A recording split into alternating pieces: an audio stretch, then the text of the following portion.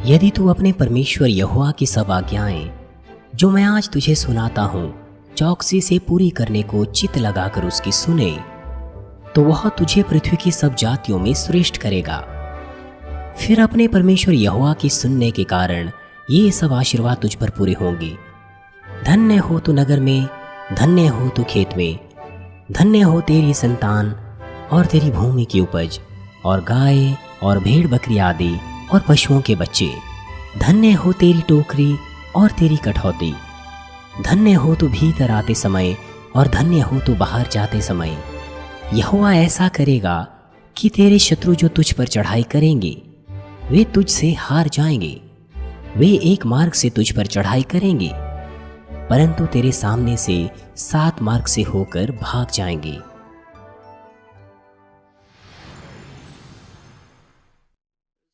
मसीह में प्रिय भाइयों और बहनों और टीवी पर देख रहे दर्शकों,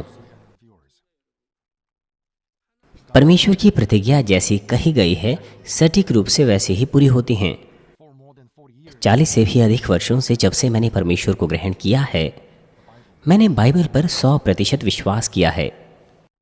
मैंने विश्वास से प्रार्थना की, सब बातों पर विश्वास किया। मैंने कभी भी किसी भी बात की कल्पना नहीं की। जब मैंने पढ़ा कि सूरज और चांद यहोशू की प्रार्थना के द्वारा रुक गया, लाल समुद्र 2 भागों में बंट गया, मैंने कभी संदेह नहीं किया, 100% विश्वास किया। जैसा था वैसे ही विश्वास किया। जैसे जैसे समय गुजरता गया मैं इन बातों के लिए बहुत धन्यवादी था। मैंने देखा है लोग कल्पनाएं करते हैं, शारीरिक विचारों का इस्तेमाल करते हैं विश्वास करने के बजाय, इसलिए वो विश्वास नहीं कर पाते। बहुत से साल गुजरने के बाद भी मैं धन्यवादी था कि बाइबल पर 100% मैं विश्वास कर सकता था। 100% मैं बहुत धन्यवादी था। मैंने देखा है मसीहों को जिनके पास कल्पनाएं, शारीरिक विचार होते हैं। यदि मैं भी शुरू से इस तरह का होता, छोटी छोटी बात पर आश्चर्य करता कि कैसे सूरज और चांद रुक सकते हैं, जबकि सारे सिद्धांत और ज्ञान कहता है कि उनका हमेशा चक्कर लगाना बहुत ज़रूरी है। सूरज और चांद कैसे रुक सकते थे, कैसे एक ही जगह पर खड़े रह सकते थे? ये नहीं हो सकता था। आइए हम लाल समुद्र की बात करें। अगर पूरी रात भर बहुत तेज़ बुरवाई चली और समुद्र में से सूखा रास्ता निकाला, तो उसके लिए लाल समुद्र को 2 भागों में बांटे रखने के लिए हवाओं को चलते रहना पड़ना था। और बच्चों के लिए, जानवरों के लिए, बुजुर्गों के लिए बहुत मुश्किल हो जाता लाल समुद्र को पास करना हवाओं में बहे बगैर। ऐसे विचारों के साथ विश्वास करना बहुत मुश्किल हो जाता, लेकिन मेरे पास इस तरह के कोई विचार नहीं थे। मैंने 100% विश्वास किया। और बाद में पिता परमेश्वर ने मुझे सिखाया कि कैसे उन्होंने लाल समुद्र को पार किया जबकि बहुत तेज पुरवाई चल रही थी। उन्होंने आत्मिक क्षेत्र में से लाल समुद्र को पार किया और उन्होंने सूरज और चांद के विषय में भी मुझे विवरण दिया। और उसके बाद कुछ भी ऐसी बात नहीं थी जिस पे मैं विश्वास न कर सकूं। रचना विज्ञान अनुसंधान केंद्र से मैं विनती करता हूं, आग्रह करता हूं कि कोई कल्पनाएं या सिद्धांत का इस्तेमाल ना करें। परमेश्वर की सृष्टि पर 100% विश्वास करें। केवल तभी उन्हें महान बुद्धि प्राप्त हो सकती है और उनका अनुसंधान एक गहराई पर जाकर पहुंच सकता है। आपके विश्वास के साथ भी ऐसा ही है। बहुत बार आपने उन बातों को देखा है, उन बातों को छुआ है जिसे आपके शारीरिक विचार अन्यथा विश्वास नहीं कर पाते। इसलिए अब आपको अवश्य ही विश्वास करना चाहिए, क्योंकि यह 1 या 2 बार की बात नहीं है। जब मैं आपको केवल सत्य बताता हूँ तो आपको 100% विश्वास करना चाहिए। केवल तभी आप दूसरी बातों पर विश्वास कर सकते हैं।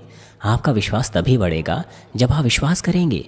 अगर आप शारीरिक विचार के अनुसार सोचिए कि इसका तो कोई मतलब नहीं बनता, लेकिन ये सब परमेश्वर सृष्टिकर्ता के कार्य है।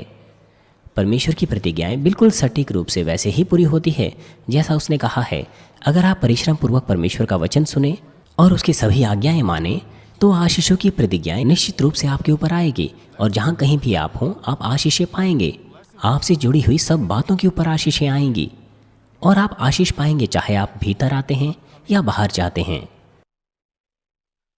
भाई और बहनों, अगर आप भीतर आते समय, बाहर जाते समय आशीष पाएं, तो ना केवल संपत्ति वरन अधिकार और विख्याति का भी आप आनंद लेंगे। ना केवल संपत्ति वरन अधिकार और विख्याति भी आपको मिलेगी। उदाहरण के लिए, क्या मेरे पास विख्याति की कमी है?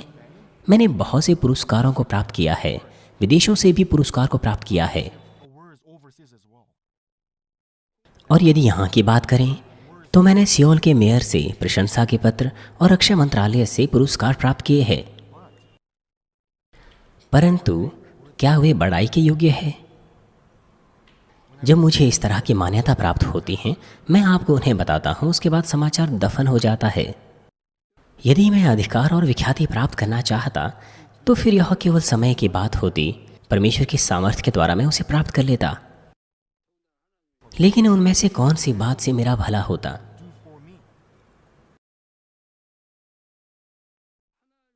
वो इसलिए क्योंकि परमेश्वर की आशीषें और विश्वास आपके साथ है। हम इसका उदाहरण यूसुफ के जीवन से देख सकते हैं। उत्पत्ति 39 अध्याय और उसके बाद के अध्याय में यूसुफ को दासत्वों में मिस्र में बेच दिया गया, लेकिन आशीषें उसके ऊपर आई जहाँ कहीं भी वो क्यों ना था। उत्पत्ति 39 अध्याय 2 से 6 पद में लिखा है, और यूसुफ अपने मिस्री स्वामी के घर में रहता था और यहोवा उसके संग था, सो वह भाग्यवान पुरुष हो गया। और यूसुफ के स्वामी ने देखा कि यहोवा उसके संग रहता है। कैसे यूसुफ एक सफल व्यक्ति बना? क्योंकि यहोवा परमेश्वर उसके साथ था, इसलिए वह भाग्यवान पुरुष हो गया। पोतीफर जो यूसुफ का स्वामी था, उसने देखा कि यहोवा उसके साथ रहता है। उसका स्वामी नहीं जानता था कि ये परमेश्वर कौन है। पोतीफर ने यूसुफ से परमेश्वर के बारे में सुना होगा, बावजूद उसके जैसा भी है किसी न किसी तरह से यूसुफ जो है वो एक सफल व्यक्ति बन गया, और जो काम हुआ करता था उसको यहोवा उसके हाथ से सफल कर देता था। तब उसकी अनुग्रह की दृष्टि उस पर हुई और वह उसकी सेवा टहल करने के लिए नियुक्त किया गया। फिर उसने उसको अपने घर का अधिकारी बना के अपना सब कुछ उसके हाथ में सौंप दिया। यूसुफ कितना विश्वास योग्य रहा होगा कि पोतीफर ने यूसुफ को अपना सब कुछ सौंप दिया। यदि मैं एक बार किसी पर भरोसा करता हूँ तो मैं उस पर भरोसा करता हूँ, उसे सौंपता हूँ कोई ना कोई काम या कोई ना कोई पद अंत तक। मैंने एक भी बार उनकी कोई रजिस्टर या कोई रसीद नहीं देखी है। एल्डर छे जंगसू जब वो खर्चा बढ़ा देते हैं तो मैं उनसे कोई रसीद नहीं मांगता, मैं सिर्फ ओके कह देता हूँ। मैंने उनके खर्चों को कभी नहीं देखा है। अगर मैं किसी पर भरोसा करूं तो मैं उस पर अंत तक भरोसा करता हूं। इसीलिए मैंने उन्हें कभी दोषी नहीं ठहराया, ना ही उन्हें दर्शाया है, चाहे कोई बड़ी धनराशि क्यों ना कहीं लगी हो। यूसुफ के ऊपर उसका स्वामी पूरा भरोसा करता था, जिसने अपना सब कुछ यूसुफ के हाथों में सौंप दिया था। और जब से उसने उसको अपने घर का और अपनी सारी संपत्ति का अधिकारी बनाया, तब से यहोवा यूसुफ के कारण उस मिस्री के घर पर आशीष देने लगा। और क्या घर में, क्या मैदान में, उसका जो कुछ था सब पर यहोवा की आशीषें होने लगी। सो उसने अपना सब कुछ यूसुफ के हाथ में यहाँ तक छोड़ दिया कि अपने खाने की रोटी को छोड़ वह अपनी संपत्ति का हाल कुछ ना जानता था।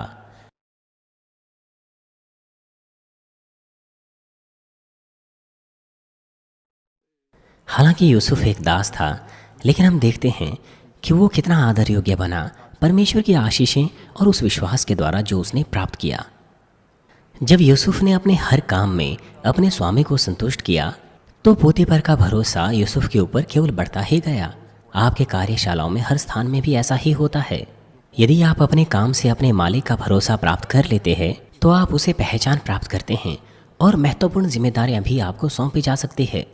और ऐसी आशीषें यूसुफ के ऊपर तब भी आती रही जब यूसुफ के ऊपर गलत दोष लगाया गया और जेल में डाला गया, जहां पर राजा के कैदी रखे जाते थे। शारीरिक रूप से ऐसा लग रहा था कि यूसुफ हताशा में चला गया है, लेकिन यहाँ तक कि कैद खाने में भी वो संपन्न ही होता गया। उत्पत्ति 39 अध्याय 22 से 23 पद कहता है, वो बंदी गृह में था। यहाँ लिखा है, इसलिए कि यहोवा यूसुफ के साथ था। गलत दोष के कारण उसको बंदीगृह में डाल दिया गया था, लेकिन उसने कोई बहाना नहीं बनाया, ना ही पोतीफर की पत्नी पर दोष लगाया। यद्यपि गलत दोष उस पर लगाया गया था कि वह अपने निर्दोष होने का दावा करे। उसने साधारणतः सब कुछ परमेश्वर के हाथ में सौंप दिया। इस संदर्भ में यूसुफ और मैं हम काफ़ी समान हैं। जिस पंथ से हमारी कलीसिया संबंध रखती थी, उनके द्वारा झूठा दोष लगाए जाने के बाद भी एक भी बार मैंने वाद विवाद नहीं किया और ना ही यह कहा कि मतों के माध्यम से निर्णय लें या फिर उनके विरुद्ध झूठी गवाहियां दी गई हैं।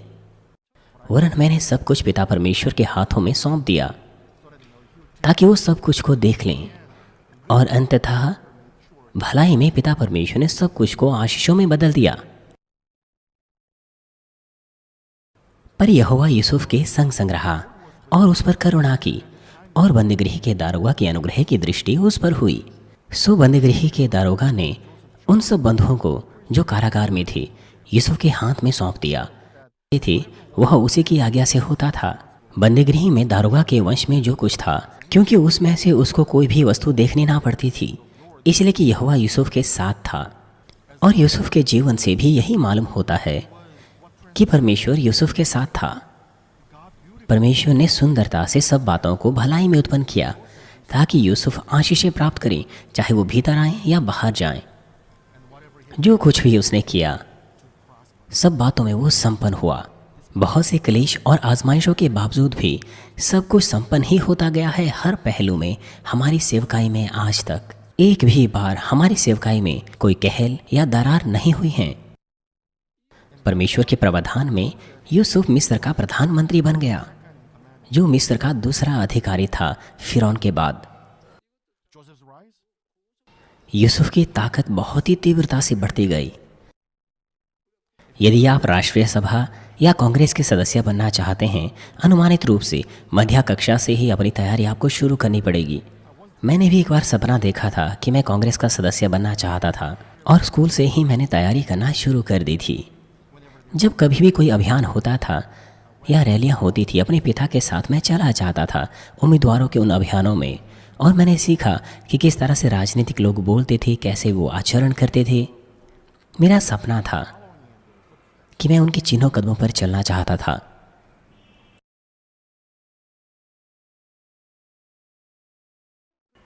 दशकों की तैयारियों के बाद भी यह निश्चित नहीं होता है कि आप कांग्रेस के सदस्य बन जाएंगे अपने 40 की उम्र में।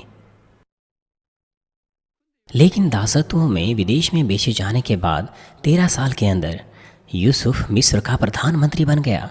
मिस्र में सबसे अधिक बलशाली दूसरा व्यक्ति, आज की तुलना में वो प्रधानमंत्री के बराबर बन गया था। साथ ही साथ फिरौन ने अपने सारे अधिकार को यूसुफ को दे दिया था। इस तरह से फिरौन की ताकत का क्षेत्र बहुत विशाल था।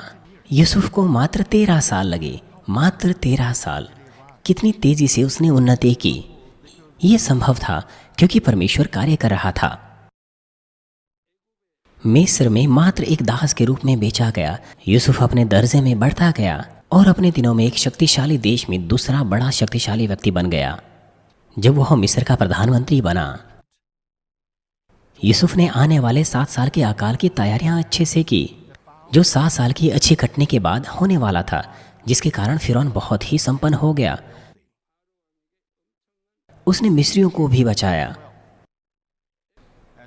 और पड़ोसी देशों के लोगों को भी। जहां कहीं भी यूसुफ था और जहां कहीं भी गया, आशीषें उसे प्राप्त हुई।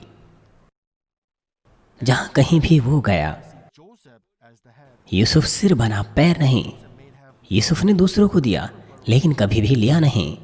जिस क्षण से मैंने सबसे पहले परमेश्वर को ग्रहण किया, मैंने कभी भी सदस्यों से उधार नहीं लिया। जब किसी ने मांगा मैंने दिया, लेकिन कभी नहीं लिया। मेरी और मेरी पत्नी के ऊपर बहुत सा कर्ज था, क्योंकि जब मैं बीमार था मेरी पत्नी ने यहाँ वहाँ से कर्ज लिया था। यहाँ तक कि जब मैं बीमार होता था तब भी मैं उन्हें कर्ज लेने को नहीं कहता था। जब हम वापस चुकाने की दशा में नहीं थे, मैं उनसे कहता था कि उधार ना लें। मैं उनसे कहता था कि सोयाबीन की सॉस और लाल मिर्च की चटनी के साथ चावल खाना बहुत स्वादिष्ट है।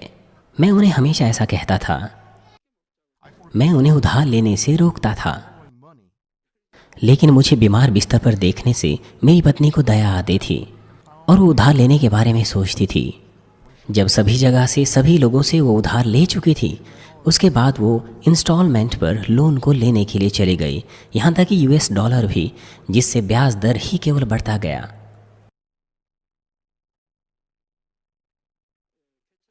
इस कलीसिया की शुरुआत ही से मैंने कभी भी किसी सदस्य से उधार नहीं लिया है। मैं कभी भी आपके पास नहीं आया हूँ और ना ही कभी ऐसा कहा कि हमारी कलीसिया मुश्किल में है, मुझे कुछ उधार दो। क्या मैंने आपसे कभी कोई पैसा मांगा है? अपना हाथ उठाइए अगर मैंने मांगा है। आप देखिए, मैंने कभी भी किसी से नहीं मांगा। मैं केवल प्रार्थना और उपवास के द्वारा परमेश्वर के पास गया, चाहे मुश्किलें ही क्यों ना थी। यह कलीसिया परमेश्वर के वचन पर चलती है और यह केवल उधार देती हैं, लेती नहीं। और यही मैं हमेशा वित्तीय विभाग को सिखाता हूँ। जब कलीसिया में अत्यधिक आर्थिक मुश्किलें चल रही थी, परमेश्वर ने हमेशा अपना काम किया। उसने कहा कि मेरे दास देख मैं कैसे काम करता हूँ। जब आप शारीरिक विचारों का इस्तेमाल करते हैं चर्च के आर्थिक वित्तीय को चलाने के लिए, पिता प्रसन्न नहीं होता। वो खुश होता है जब आप विश्वास से करते हैं, देख मैं कैसे काम करता हूँ, और इसे अपने वित्तीय विभाग को सिखाना। अगले सप्ताह ये धनराशि मैं आपको दूंगा। परमेश्वर ने प्रतिज्ञा की कि आने वाले सप्ताह में एक विशेष धनराशि वो देगा। 90 के दशक में हमारी कुल भेंटें $10,000 हुआ करती थी। 1998 के आसपास की बात है, और उससे पहले जो कुल भेंटें होती थी $7,000 से $8,000 होती थी। और ऐसे बहुत से खाते थे जिनकी देय का समय निकल चुका था, और पिता कह रहे थे कि मैं आपको 40,000 दूंगा। उदाहरण के लिए, साप्ताहिक कुल 10,000 की धनराशि के बजाय जब हमें 40,000 मिले तो हम तत्काल भुगतान कर सकते हैं। अगर परमेश्वर मुझे कोई धनराशि कहता है तो मैं आर्थिक विभाग को कहता हूँ कि परमेश्वर ने मुझसे कहा है कि वह यह धनराशि मुझे देगा। आने वाले रविवार को कुल धनराशि बिल्कुल उतनी ही थी जितना परमेश्वर ने बताया था, और ऐसा बहुत बार हुआ है। इस तरह से मैंने वित्तीय विभाग को प्रशिक्षित किया है। सब कुछ परमेश्वर के नियंत्रण में है, यहाँ तक कि पैसा भी। हमें जो करना है वह केवल आज्ञा पालन है। यही है जो मैं आर्थिक विभाग को सिखाता हूँ। परमेश्वर का कहा हुआ जब वो पालन करते हैं तो चीज़ें बिल्कुल वैसे ही होती हैं। एल्डरली, आपको याद है, ऐसा बहुत बार हुआ है। परमेश्वर ने एक सप्ताह में बताया था कि 33,000 वो हमें देगा, और उस समय हमारी साप्ताहिक भेंटें कुल 7,000 से 8,000 होती थी, लेकिन हमें शुद्धता से 33,000 भेंटें प्राप्त हुई। हमें सही तरीके से परमेश्वर को जानना है और विश्वास करना है। जब सर्वशक्तिमान परमेश्वर पर हम विश्वास करते हैं तो हमें शारीरिक विचारों का इस्तेमाल नहीं करना चाहिए। परमेश्वर का राज्य मनुष्यों के शारीरिक विचारों से पूरा नहीं हो सकता। यह केवल विश्वास के द्वारा साधा जा सकता है। परमेश्वर हमसे कहता है कि आपके विश्वास के अनुसार होगा, लेकिन लोग नहीं करते हैं, इसलिए वो शरीर के लोग हैं। परमेश्वर के राज्य में कोई शरीर नहीं हो सकता। आप सबको आत्मा का हृदय साथ लेना है, सब कुछ विश्वास से करना है। जब हम करते हैं तो परमेश्वर ऐसा कार्य करता है जैसे मानो सब कुछ तैयार हो। जब मैं विदेशों में जाता था मिशन ट्रिप्स में या क्रूसेड पर, जब मैं मिशन ट्रिप पर या क्रूसेड में जाता था, मैंने कभी भी किसी से कोई पैसा नहीं लिया। एक क्रूसेड में संयोजकों ने उपस्थित लोगों से भेंटों को एकत्र किया। सैकड़ों लिफाफे उन्होंने एकत्र करके मुझे दिया भेंट के रूप में, और मैंने कहा, मैंने आपको कब कहा कि आप मुझे फीस दीजिए? मैंने कहा कि मैं कभी भी कोई फीस नहीं लेता। आपने क्यों भेंटों को इकट्ठा किया? मैंने पाकिस्तान में भी उन लोगों को डांटा। मैंने उन्हें कहा था कि वे भेंटें एकत्र ना करें, लेकिन मुझे देने के लिए उन्होंने भेंटों को एकत्र किया। लेकिन तो भी पाकिस्तान में और हॉन्डुरस में भी मैंने उन्हें लौटा दिया। हॉन्डुरस में भी उन्होंने दसों हज़ारों लोगों से भेंटों को एकत्र किया और फीस के रूप में मुझे दिया। मैंने उन्हें कहा कि मैं इसे नहीं लूँगा, मैंने लौटा दिया। और मैंने उन्हें कहा कि वे अपनी ज़रूरतों के लिए इसका इस्तेमाल करें, जैसे कि अपना कर्ज चुकाना। मैंने एक भी बार किसी से भी कोई पैसा या कोई फीस नहीं ली है। मैं केवल वही इस्तेमाल करता हूँ जो पिता ने मुझे दिया है। मैंने कभी भी किसी से नहीं मांगा है, ना ही कोई फीस किसी से ली है। व्यवस्था विवरण 28 अध्याय 12 और 13 पद में लिखी हुई आशीषें यूसुफ ने प्राप्त की। यहोवा तेरे लिए अपने आकाश रूपी उत्तम भंडार को खोलकर तेरी भूमि पर समय पर मेंह बरसाया करेगा और तेरे सारे कामों पर आशीष देगा। और तू बहुतेरी जातियों को उधार देगा, परंतु किसी से तुझे उधार लेना ना पड़ेगा। और यहोवा तुझको पूँछ नहीं किंतु सिर ही ठहराएगा। और तू नीचे नहीं परंतु ऊपर ही रहेगा। यदि परमेश्वर यहोवा की आज्ञाएं जो मैं आज तुझे सुनाता हूँ तो उन्हें मानने में मन लगाकर चौक से करें। मैं हमेशा आगे रहा हूँ। उस स्कूल में इस कलीसिया को शुरू करने से पहले जहाँ मैं सेमिनरी के लिए जाता था, मैं हमेशा आगे रहता था। ग्रेजुएट्स कमेटी का मैं और डेलीगेट्स कमेटी का चेयरमैन था। मैं शुरुआत से ही सिर रहा हूँ। वर्तमान में मैं WCDN का चेयरमैन हूँ, सेमिनरी का चेयरमैन हूँ, GCN का चेयरमैन हूँ। और कोरिया के कुछ डेली समाचार पत्रों ने मुझसे बार बार पूछा है कि मैं प्रेसिडेंट बनूं, लेकिन मैंने इनकार कर दिया। जिस प्रकार से बाइबल हमसे कहती है उसी प्रकार से परमेश्वर हमें सिर बनाता है, पूंछ नहीं। जब मैं मसीह समुदाय के कार्यक्रमों में शामिल था मैं हमेशा सिर बना रहा। जो कुछ भी कार्यक्रम या घटनाएं क्यों ना थी, मैं हमेशा मध्य में बैठा रहता था या मध्य के सामने वाली सीट पर बेदी पर बैठा रहता था। मैं हमेशा सिर बना रहा। योईडो में जब क्रूसेड हुआ था, मैं संयोजक कमेटी का हेड था और एक और कमेटी का हेड था, बिल्कुल ऐसे ही जैसे परमेश्वर ने कहा था। भविष्य में भी ऐसा ही होगा। जो कोई भी अपने आप को आशीषों के लिए तैयार पात्र करता है, वो अपने जीवन में बहुत सी आशीषें पा सकता है। मैंने विश्वासियों से असंख्य बार ऐसी गवाहियां सुनी हैं। वो लोग जिन्हें दान के कार्य प्राप्त होते थे, अब वो दूसरों की मदद करते हैं और वो अपने कार्यशालाओं में और व्यापारों में अद्भुत आशीषें पाते हैं। न केवल वे उन्नति पा रहे हैं, वरन राष्ट्रपति से, प्रधानमंत्री से या मंत्रियों से पुरस्कार भी पा रहे हैं, जिसका मतलब है समाज में भी वो पहचान पा रहे हैं और सिर बन रहे हैं, नेता बन रहे हैं। हाल ही में हमारे पास एक प्रोफेसर है जो परमेश्वर के दास के रूप में बुलाए गए। वो जाने माने कॉलेज के एक प्रोफेसर है, लेकिन उन्होंने तुरंत ही आज्ञा का पालन किया। सियोल नेशनल यूनिवर्सिटी में कोरिया का सबसे बेहतर कॉलेज, उसमें वो प्रोफेसर थे, लेकिन जैसे ही दास होने के लिए उन्हें बुलाया गया, वो तुरंत ही आ गए। अभी वो अध्ययन कर रहे हैं, प्रशिक्षण ले रहे हैं।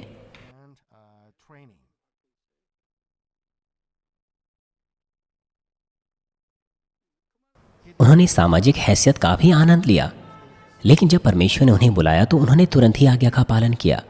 क्या आप ऐसा कर सकते हैं? यदि आप उनके स्थान पर होते तो आप में से बहुत से अपनी जॉब के लिए, अपने प्रोफेसरशिप के लिए, अपनी मजदूरी के लिए, अपनी सैलरी के लिए चिंता करते, लेकिन उन्होंने तुरंत ही आज्ञा पालन किया। संसार भर के पास्टर्स जब संसार में जाते हैं तो बहुत अच्छे से उनका स्वागत किया जाता है, उन जगहों में, उन देशों में जहां पर वे जाते हैं। यदि आप मूल आवाज का पालन करें तो और भी महान आशीषें आप प्राप्त करेंगे पुनः सृष्टि के कार्यों के द्वारा। जब परमेश्वर अपने लोगों के साथ था, उन्होंने शत्रुओं को हराया, यहां तक कि तब भी जब वह काम मुश्किल जान पड़ रहा था। कभी कभार परमेश्वर के स्वर्गदूत परमेश्वर के लोगों के बीच में प्रकट हुए उनके शत्रुओं को नाश करने के लिए। आज भी ऐसी चीजें हो रही हैं। इस कलीसिया ने और मैंने हमेशा से इन बातों का अनुभव किया है। बहुत से स्थानीय सरकारी संस्थानों ने अपने पड़ोस से हमारी कलीसिया को हटाने की कोशिश की, लेकिन क्योंकि जब परमेश्वर हमारे साथ था, हमारे लिए कार्य कर रहा था, तो नतीजे हमारे लिए महान आशीषें थी। हमारी ओर से कार्य कर परमेश्वर ने उन्हें निकाल दिया जिन्होंने हमारी सेवकाई में बाधाएं डाली।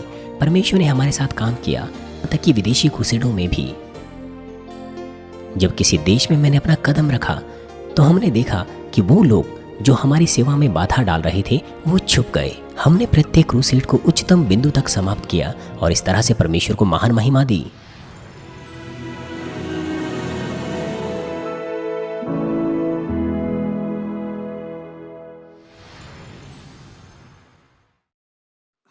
हालेलुया। सर्वशक्तिमान प्रेमी पिता परमेश्वर, कृपया अपना हाथ तमाम भाई और बहनों पर रखें जो इस वक्त यहाँ पर इस प्रार्थना को ग्रहण कर रहे हैं। अपना हाथ तमाम सदस्यों पर रखें, शाखा कलीसियाओं में और स्थानीय कलीसियाओं में, और तमाम GCN टीवी दर्शकों पर और मानवीन टीवी दर्शकों पर, और वो जो इस सभा को सैटेलाइट, केबल और इंटरनेट के द्वारा संसार भर में देख रहे हैं।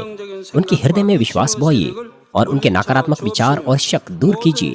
तमाम क्लेश और आजमाइशें उन्हें छोड़ के चले जाएं और सिर से लेकर पैर तक उनके सभी बीमार और दर्द भरे अंगों को, अंदरूनी अंग, कोशिकाएं, उत्तक और तंत्रिकाओं समेत पवित्र आत्मा की आग के द्वारा जला दीजिए। सृष्टि की ज्योति उन पर आ जाए।